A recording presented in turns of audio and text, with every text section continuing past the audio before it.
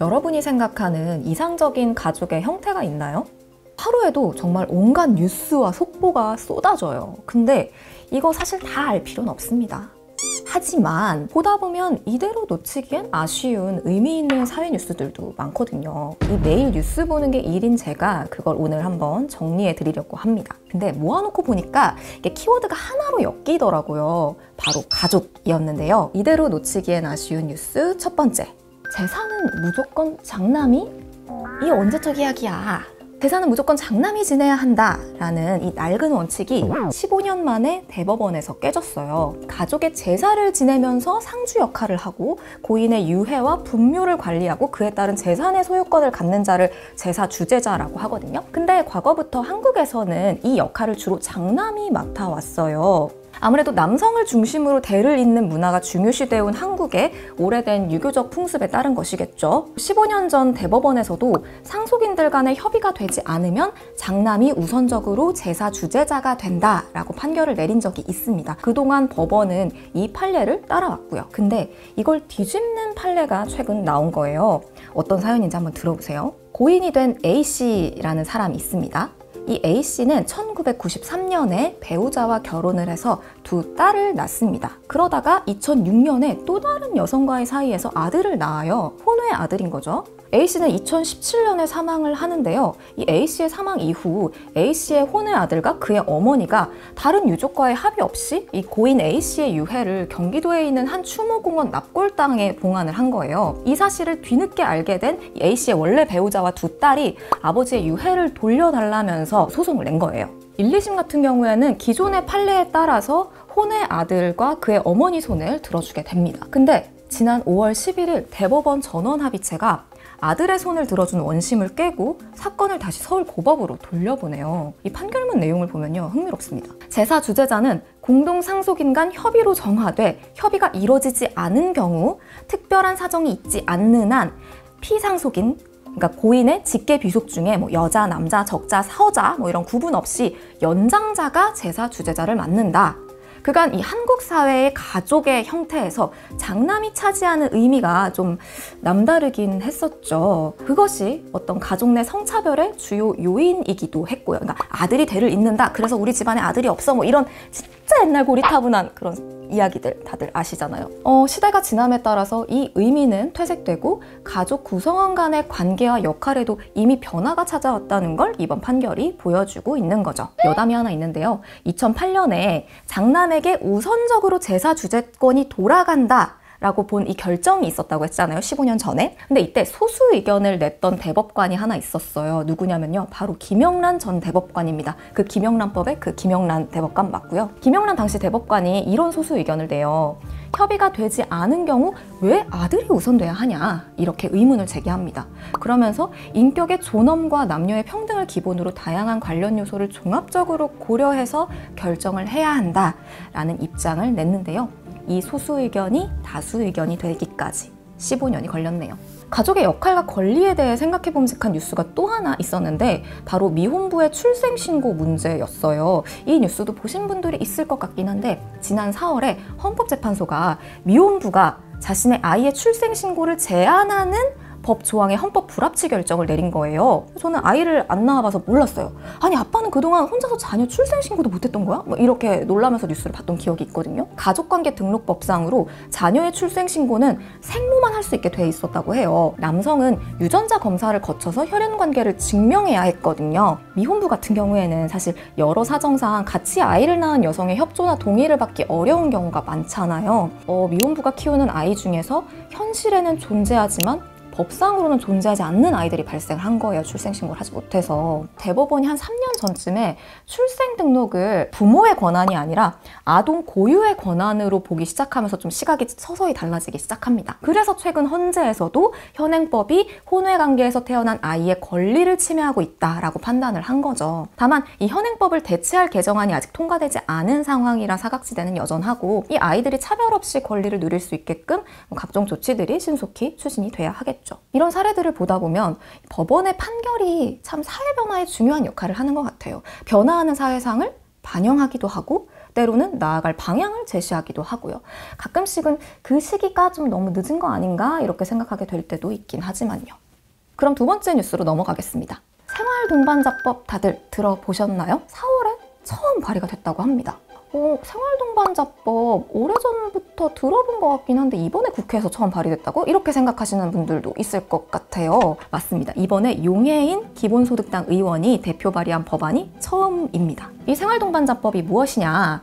요즘 보면은 결혼하지 않고도 뭐 혈연관계가 아니어도 생계와 주거를 공유하는 다양한 가족의 형태가 있잖아요. 뭐 1인 가구뿐만이 아니라 친구랑 살 수도 있고 아니면 다른 파트너와 살 수도 있고요. 이들은 어떻게 보면 현행법이 규정하고 있는 전통적인 가족의 범위를 벗어나 있죠. 그러다 보니까 가족으로서 행사할 수 있는 여러 권리와 의무 바깥에 있었어요. 뭐 가장 대표적인 예가 나랑 같이 살고 있는 파트너가 아파도 법적 보호자가 될 수 없어서 뭐 수술 동의서 등에 서명을 할 수 없고 또 뭐 각종 보험이나 대출 제도를 이용하는데도 분명히 가족은 가족인데 법적 가족이 아니다 보니까 한계가 있고요. 생활동반자법은 이들을 생활동반자로 보고 제도적 안전망을 마련해 주려고 하는 게 바로 취지입니다. 법안 내용을 보면요. 성년이 된 사람은 당사자 간 합의에 따라 일상생활이나 가사 등을 공유하고 서로를 부양하는 생활동반자 관계를 형성할 수 있습니다. 당사자들에게는 동거 및 부양, 협조의 의무, 채무의 연대 책임, 입양 이런 혼인에 준하는 권리와 의무를 부여한다라고 돼 있어요. 마찬가지로 사회보험, 공공부조, 사회서비스, 출산휴가, 인적공제, 가정폭력 방지에 이르기까지 이 제도에서 혈연, 혼인으로 맺어진 기존의 가족과 동등한 권리와 의무를 가지고요. 사실 갈수록 우리 사회의 가족 형태가 다양해지고 있고 1인 가구부터 한부모 가족, 입양 가족, 비혼 동거 가족 이렇게 다양한 가족의 현실을 현행법이 반영하지 못하고 있다면 법이 바뀌어야 하는 게 맞고 생활동반자법의 발의는 이걸 반영하려는 시도인 거죠. 이렇게 당연해 보이는 생활동반자법에 대한 논의는 그동안 사실 종종 돼왔지만 보수 기독교 단체의 극렬한 반대로 국회에 발의되지는 못했었어요. 2014년 당시에 새정치민주연합 진선미 의원실에서 국내 최초로 입법을 준비했지만 실패합니다. 제가 이때 이야기를 당시 진선미 의원실에서 보좌관으로 일했던 황두영 작가에게 물어봤었어요. 그때 당시에 왜 발의를 포기했었는지. 동성애 찬성법 아니냐 이런 보수 기독교 단체의 선동도 있었고 내가 지금 진선미 의원 낙선운동 하겠다 이런 항의도 굉장히 심하게 왔었다고 해요. 근데 그것 때문에 발의를 포기한 건 아니었고 8년 전만 하더라도 찬성 쪽에서조차 이 법에 대한 이해가 높지 않았고 여론이 아직 무르익지 않은 상황이다 보니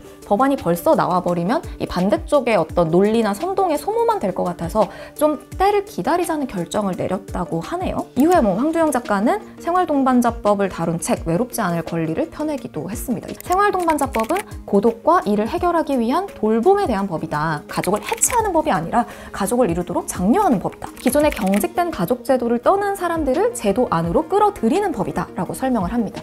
그래서 이 법이 오히려 보수적인 법이다 라고 설명을 책에서 하더라고요. 또 한 가지 생활동반자법이 발의되기 전에 올해 초에도 이런 뉴스가 있었어요. 사실혼 동성부부를 국민건강보험법상 피부양자로 인정한 동성부부의 사회보장제도상 권리를 인정한 첫 판결도 있었죠. 그러니까 사회가 멈춰있지 않고 조금씩 변화의 방향으로 움직이고 있다는 게 한편으로는 눈에 보이기도 해요. 여러분들한테 이렇게 질문 드리고 싶기도 하네요. 여러분이 앞으로 만들어 나가고 싶은 가족의 형태는 무엇인지요? 마지막 뉴스입니다. 해외 입양 아동, 나라가 방치한 걸까요?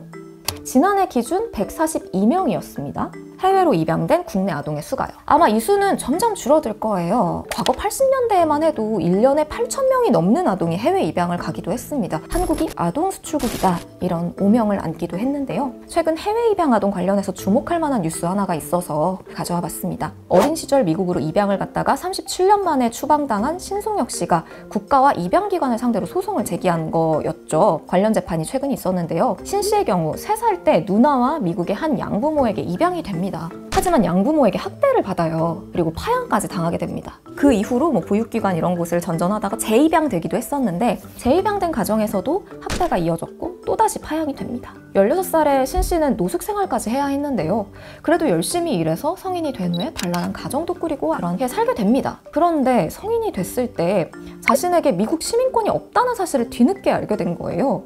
그래서 이 영주권을 재발급 받게 되는데 이 재발급 받는 과정에서 청소년 시절에 경범죄 전과가 드러납니다. 그래서 한국으로 한순간에 추방이 된 거예요. 신 씨는 한국어를 하지 못하거든요. 그러니까 한국 생활에 적응하는 건 사실상 불가능에 가까웠던 거죠. 결국 현재는 가족이 사는 곳에서 최대한 가까운 국가인 멕시코로 출국을 한 상태인데요. 이 과정에서 신 씨는 자신에게 어머니가 있음에도 입양기관이었던 홀트 아동복지회가 자신을 기아, 그러니까 고아로 출생신고를 한 뒤 호적을 만들었다는 사실을 알게 됐고, 입양이 완료된 아동에게 부여되는 비자가 아닌 한시적인 영주권만 부여되는 비자를 발급받았다는 사실을 알게 됩니다. 그래서 입양기관과 정부가 입양 아동을 보호할 의무를 다하지 않았다 하면서 손해배상 소송을 제기한 거예요. 재판부는 홀트 아동복지회가 자신들이 입양 보낸 아동의 사후 관리에 소홀했다고 보고 1억 원 배상 판결을 냅니다. 법원이 해외 입양인에 대해 국내 입양기관의 책임을 인정한 게 이번이 처음이에요. 그래서 어느 정도 의미가 있다고 볼 수 있고요. 다만 국가의 책임은 미흡한 부분은 있었지만 의무를 위반했다고 보긴 어렵다라고 판단을 한 건데요. 신 씨의 변호인 측은 이렇게 지적을 합니다.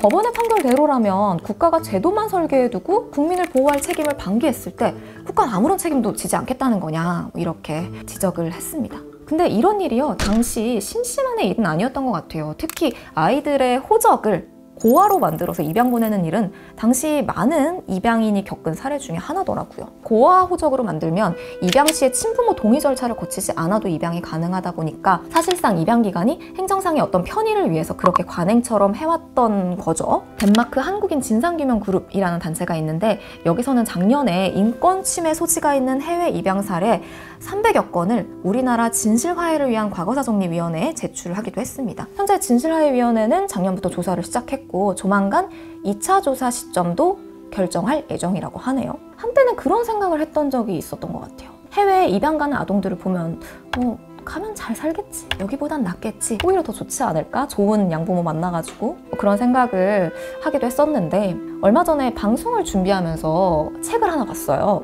마야 리 랑그바드의 그 여자는 화가 난다 라는 책이었는데요.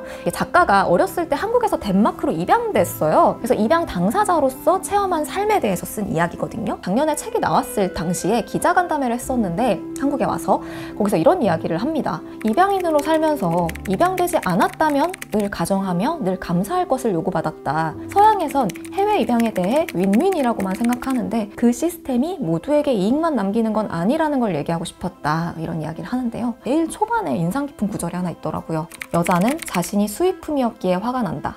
여자는 자신이 수출품이었기에 화가 난다.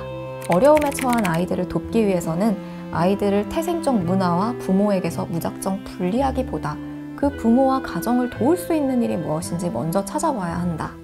오늘 가족을 주제로 3가지의 뉴스를 이야기해봤어요. 또 모아놓고 보니까 어떤 가족에 대한 과거부터 현재 미래 이야기까지 좀 넘나드는 느낌이기도 했고요. 어떻게 들으셨을지 궁금한데요. 여러분의 가족은 어떤 모양을 하고 있는지, 또 여러분의 이야기도 댓글로 많이 남겨주시면 좋겠습니다. 화수목 아침 7시 듣동라가 습관이 됩니다.